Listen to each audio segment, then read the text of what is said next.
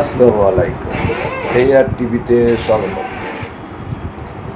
বর্তমান সময়ে প্রচুর পরিমাণে হুন্ডা দুর্ঘটনা বা বাইক দুর্ঘটনা বৃদ্ধি পাচ্ছে।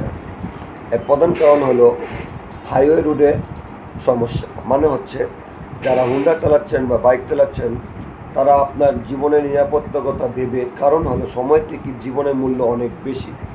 তাই আমরা অনুরোধ জানাচ্ছি আপনারা রাত 8টার পর হাইওয়ে রোডে কোনো মতেই মোটরসাইকেল বা হুন্ডা চালাবেন না, কারণ রাত 8টার পর ডিস্ট্রিক্ট গাড়ি সহ অন্যান্য বাসগুলার ড্রাইভারগুলো আছে তার নিয়ন্ত্রণের বাইরে চলে যায়।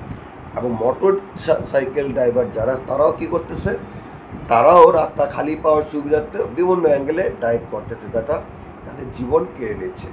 আপনি যদি পঙ্গু হাসপাতাল, ঢাকা মেডিকেল হসপিটাল সবগুলো ভিজিট করেন তাহলে দেখতে পাবেন বাইক দুর্ঘটনার কী অবস্থা।